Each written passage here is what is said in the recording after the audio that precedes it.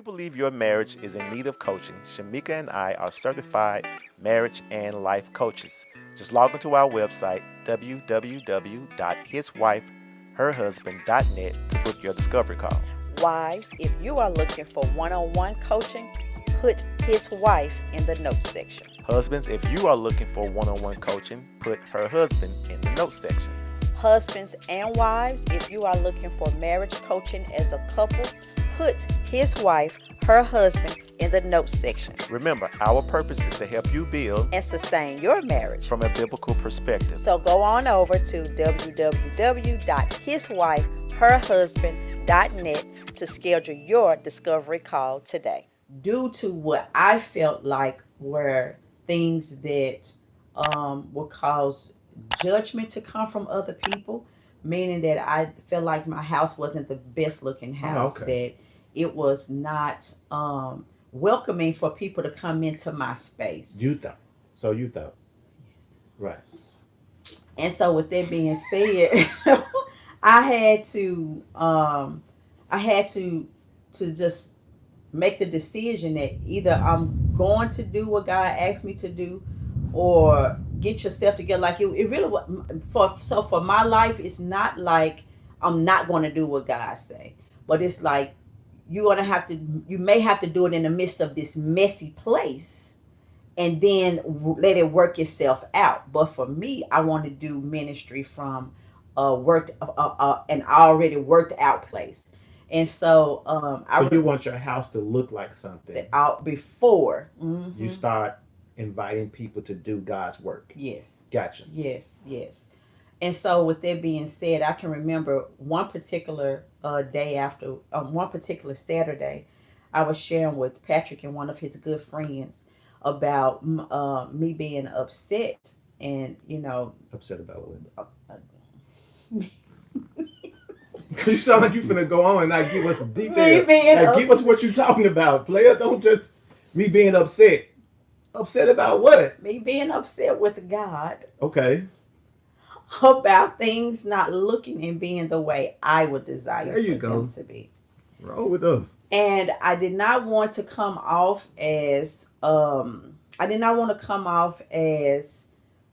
arrogant or prideful or entitled or one of these crybaby saints Christians, because I wanted this way. Like I just didn't want to do that, but that's what I was feeling. So I had to be vulnerable and transparent about me wanting my finances to be in place so that I can fix up my house, and I can do this and I can do that, and I want to be able to go in the store and get this and do that, and I went through all that. And so it was in me finally dumping and getting that out of my system, my spiritual system, that I was able to make the resolve, I believe by faith, to say, you know what, wait. What if Martha and Mary didn't open up their home? What if Jesus did not have a place to be refreshed and revived from? What if, I don't know. I just thought about Jesus didn't have an actual place to call home, And so if I'm given a home, whether it's a shack or whatever, whether it's holes in the walls or pipes burst or whatever, he should be able to come and be welcomed in that space if he's my friend and my Lord. And so it was that Saturday that I made a decision that we're going to have a women's Bible study, and I'm going to open up my home, and I'm going to share my journey. And the Bible study, the book that we chose to do the Bible study on was called Calm My Anxious Heart. And shout out to the author. I can't even remember her name right now. But that book helped so many of us that participated in that Bible study. And it's still helping us now. That when our hearts get flustered, or it's things that we don't understand, or we want to run out and move out ahead of God, that it's like, whoa, calm down, calm the anxiety. And anxiety, you stop at Jesus' feet. And so, yeah. So anyway, made the decision to have a Bible study and whatever. And can I tell you, the things in the house started to get fixed. So let me interrupt and just add my little piece to the story. So there's this. So number one, we are, so the church model is we are pushing more for house church because I believe at some point in America, that's what's going to happen. It's going to happen. And so we're pushing more for house church. But Shamika is reluctant about having these things at church because now there's a hole in the wall, there's a hole in the kitchen, there's the floor is flooded, there's a hole in the bathroom. Like it's just just ugly. Just all these things that are just not working right.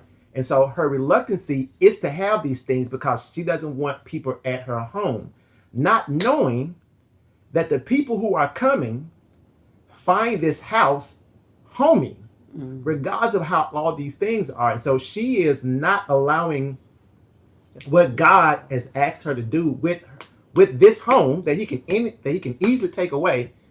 She's not allowing, so she's saying no. She's bucking against what God is really pushing her to do. And so when she finally says yes, which I always preach that too, it's so funny. In her heart, and says, you know what, let's just go. Let's just go. Once she finally does that, things begin to fall in place that are necessary, that need to be done to get the money that was necessary, whether it be out of the house or whatever the case may be. And so once she finally said yes and started inviting people over, just like the house is, things began to work itself out in the business, in the coaching, and everything, in every place else. We were able to find the extra money to be able to get some things done quickly to fix the hole and fix the pipe and fix the wall and fix the floor. The people were in place. The people didn't have a busy schedule. Like right. Anyway, so it was just here's good. So here's the lesson in that. The lesson in that is say yes to God, not just in heart, but say yes to God in heart and in action. Like what He's asking to do, start moving out on that. And then in Acts chapter 16, this is the NLT version.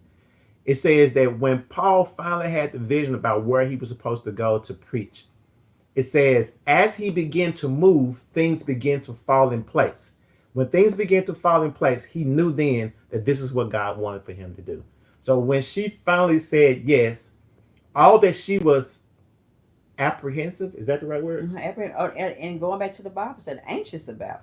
All that she was anxious about and apprehensive about, God began to work those things out because she said yes. And so that was another. So that was a good thing that happened. Yeah. For now, 2024. I was going to say now in the midst. Now, if I could share this too, with every so the way that life is set up is designed with inverses.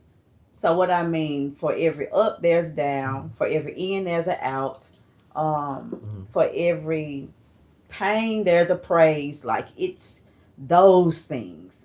And so with the day of adversity comes the day of what's the inverse of adversity? I don't know that. But I would say the day of things being made right. You know, light comes after darkness, right? And so again, it's the journeying through though. It's the journeying through the night to the day, waiting for it to break. That this is the part where we have a tendency to get weary in our well doing. We have a tendency to get weary and waiting for the day to break. And so we just have to make sure that during those times we lean in and keep doing what we make the decision to do or what God has called us to do. And so, yeah, but anyway, look, fast forward through 2024. I believe, this me personally. How far fast forward to some months. So I'm going to say March. All right, so March. February, I can't remember February. February was more so like a period of adjusting. We was recovering. I'd say it was a season of recovery because it was still pots, pans, dishes everywhere. Gotcha. It was just stuff. So around March, this is now, we are now looking to start renovating and to doing what we need to do. But this was after the yes to do the Bible study. And so anyway, what I was getting ready to say. So we said yes. I said yes to what the Lord calls do. If I could say it like this, it was like my heart, my head, and my hands were all fully aligned to do what God had called called me to do. And so, because what else did I say?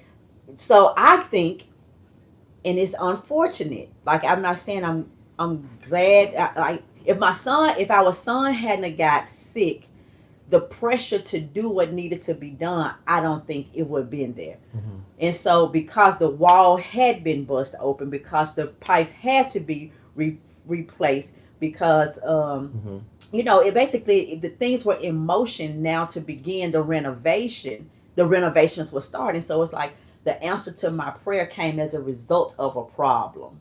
That if that problem hadn't been there, then the solution for the renovation, it probably would have still kept us in a place of complacency. Like, oh, Mhm. never mind. But anyway, I said all that to say that as a result of the yes, that it opened up the door for some desires of our hearts to be fulfilled. And so renovations began to take place slowly but surely. Mhm. And for that, I'm grateful. Like, at the beginning of 2024, we did not have a decent roof.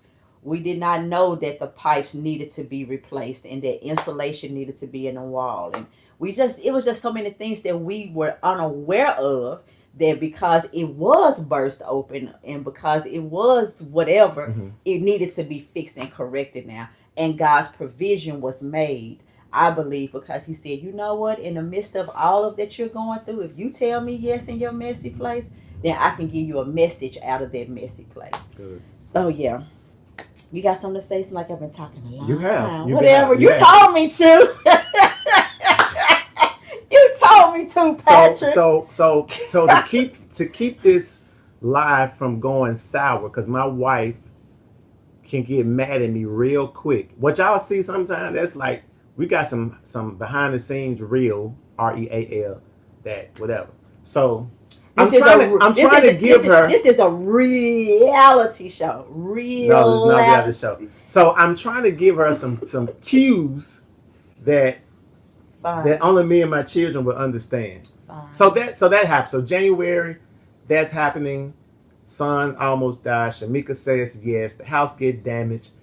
After saying yes, that which we didn't even know, like if the pipe doesn't burst, we don't know that certain things within the bathroom need to be fixed, and the floor needs to be fixed. So all these things are happening. March, my son has his birthday, so we like ecstatic. Yes. Because we get to see him have a birthday, and that's another thing.